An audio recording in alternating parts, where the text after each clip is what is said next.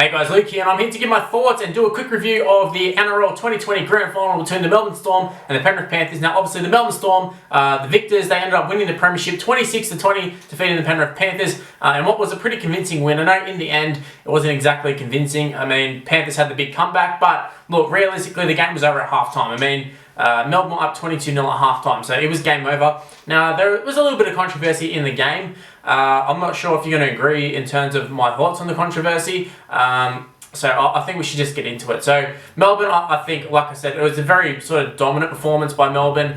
Well, at least on the scoreboard, I've got to say the actual general vibe of the game was that I feel like Penrith, they were all over the Storm in big portions of the game, but the Storm just kept holding on long enough that Penrith would get frustrated and make a mistake, and then Storm would just capitalise on it. It was kind of like a typical Melbourne Storm performance. A little bit different. I know a couple of weeks ago they beat the Raiders. Last week they beat the Raiders. They got out to a super quick start, ended up destroying them in the first 15 minutes or so.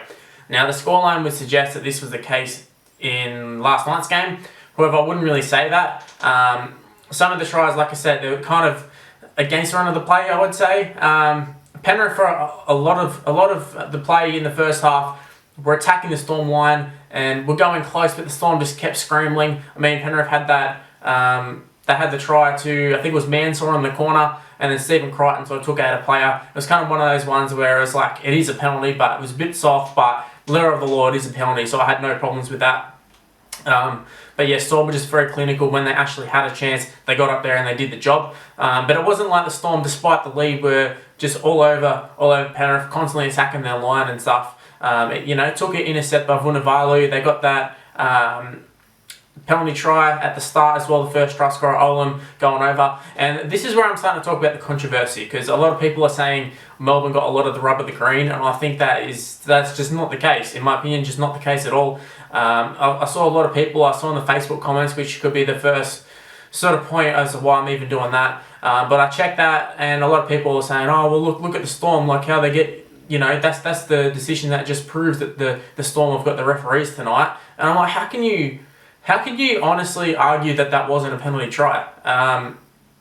Tyrone May kicks his leg out and kicks the ball out. That's like a penalty try 10 out of 10 times. And if they don't want to give it a penalty try, he's in the sin bin anyway. So either way, it's professional foul, no matter how you look at it. So it's just, I don't know, I feel like a lot of people can't handle the fact that the Storm actually won, and also just with how they did it as well. Penrith were the hyped up team and just got into the game, and it kind of went how I think a lot of people thought it would. Penrith, I wouldn't say they were overawed, but they just weren't clinical enough. And look, I think some of the big players didn't step up in the big moments. Now, I know Nathan Cleary ended up scoring a try at the end, and he sort of was alright, but didn't really do too much. Same as Luai, but the person who really was disappointing was Viliame Kikau.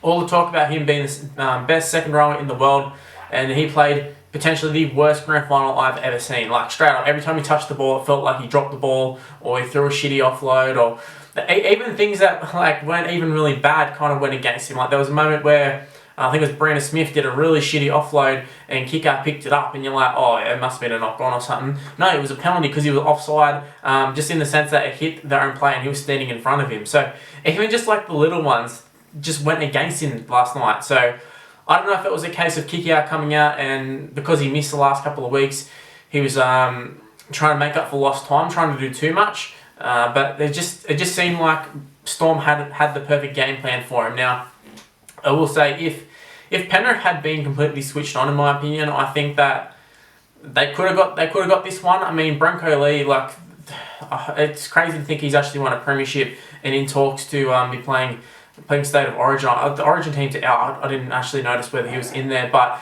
look, his defence on Stephen Crichton last night was absolutely shocking. The one that Crichton ended up scoring and sort of started the comeback of sorts. I was looking at that. I'm like, how's a professional first grade player missing that tackle one-on-one in a grand final too? I thought that was absolutely atrocious defending there. But for the most part, the Storm were just scrambling so well, and like I said, just frustrating Penrith. And I think the perfect sort of example of this, not example, but I think the thing that sums up the grand final was, in terms of effort plays, was I think the Papenhuyzen one. So if you're unaware, Nathan Cleary went to kick the ball out, didn't find touch. Papenhuyzen comes out of nowhere, comes from the middle of the field, knocks the ball back in field, and they end up getting the ball back and kind of killed a bit of momentum Penrith were starting to get, at least for that time being, and sort of enough to get them home. Because maybe if there was another 10 minutes, Penrith would have got them, but that's not how footy works. You don't play 90 minutes unless you go on a golden point, which they didn't. So Phil Gould and a few others, I've heard them talk about that, and it's like, well, yeah, but the game doesn't go for 85 minutes, so who cares if the game went another couple of minutes, Penrith would have got them. Like, it doesn't make sense. But yeah, Storm had a lot of effort plays, and I think that's what really got to Penrith. And just like I said in my preview, Penrith have never really had too much adversity. I know they've been on this 17 game winning streak, and last week I know they've conceded the first try in every finals game thus far, but they were like immediately able to hit back. Whereas this one, they weren't able to do it. They got a chance just like they did last week. Rabbitohs dropped it last week and they scored straight from it to over and over. This time they ended up dropping the ball and they couldn't score, and Storm were able to withhold them. And I think they went up and scored themselves actually. So I think that was at the point where I was like, okay, Storm have got this one. They're okay. Storm are going to do this one. Also, I think that also kind of told me how this was going to go was literally the very first play of the game, the kickoff. So Penrith did a pretty good kickoff. Melbourne ended up losing the ball, kind of getting thrown over the sideline. They ended up sort of losing the ball, and Penrith got the ball back. So I was like, if Penrith can score here, this will just, they're off to the races. Like, oh, they'd run away with this one. But Storm defended them so comfortably, and I was like, oh, that could be that little bit of, that's their confidence gone. That's them out the window.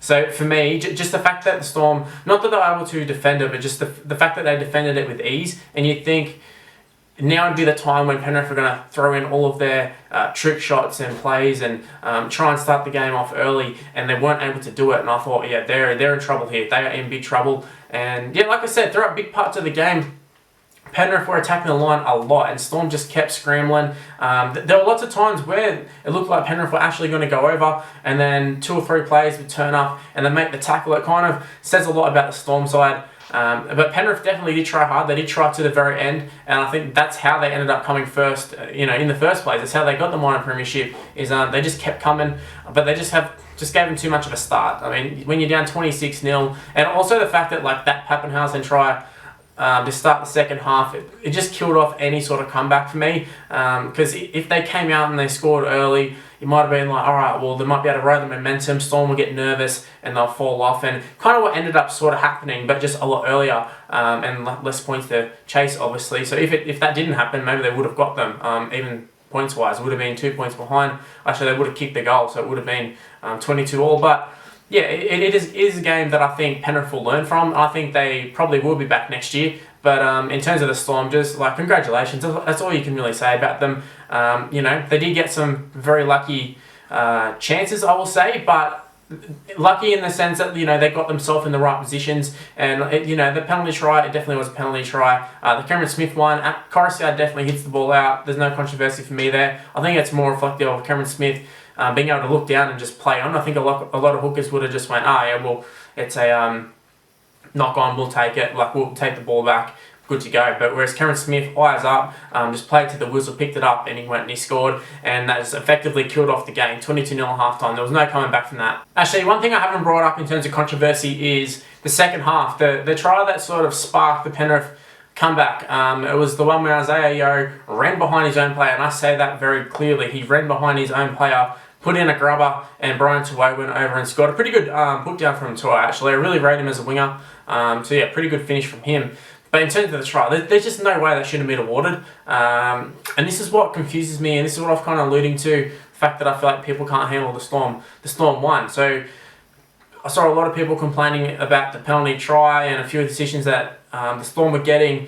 Yeah, there's not been too much talk of the fact that this was given. Even the commentators, Phil Gould was probably the most biased commentator I've ever heard, and even him was like, that's definitely a no try. And it's something that did spark Penrith got them back into gear, and then you add in like the Jerome Hughes sin bin. I've watched it back a couple times now, and I can't figure out how that's a sin bin. Even a penalty, I can't even figure out how it's a penalty. Kick out, legit just run straight into him. He didn't change direction, didn't do nothing. He literally just turned around, stood there for a couple seconds, and then Papenhuyzen picks up the ball, and at the same time kick out, barges straight into him. It kind of felt like, well, Cameron Smith even said it to the ref. It kind of feels like they're trying to sort of make an artificial close game, that they didn't want this Penrith side, this side that's been hyped up 17 games in a row, didn't want them getting towed up by like 40 or 50, because they're definitely that was on the cards at one point. 26-0, all the momentum. Storm could have easily went and done that, and then some of the calls started getting a little bit iffy. And look, I think NRL refs, I think they're renowned for squaring things up a little bit. Whether that's a TV thing, whether that's something they're intentionally doing, whether it's something they're just subconsciously doing, I don't know. But to me, it seemed like they were doing everything they could to give Penrith a chance to get back into it. Now, it wasn't like they were, well, I suppose that one they were literally giving them tries when they shouldn't have. But Penrith just kept coming, and they kept pushing and getting themselves in the positions. And in the end, sort of did finish off some pretty good tries, but yeah, just some very weird calls, I will say. And if Storm had ended up losing that, I think it would have been talked about a lot more. The fact that Storm had such a big lead, I think it was kind of like, all right, well, you know, especially that 2-0 try, I think it was kind of like, well, we'll give them this one, we'll, you know, keep them all happy. And then it kind of got too close for comfort, I think, probably, and that when they had a chance to win the game at the end. But yeah, look, congratulations to the Melbourne Storm, condolences to the Penrith Panthers. It was a great final, in my opinion, especially the comeback in the end.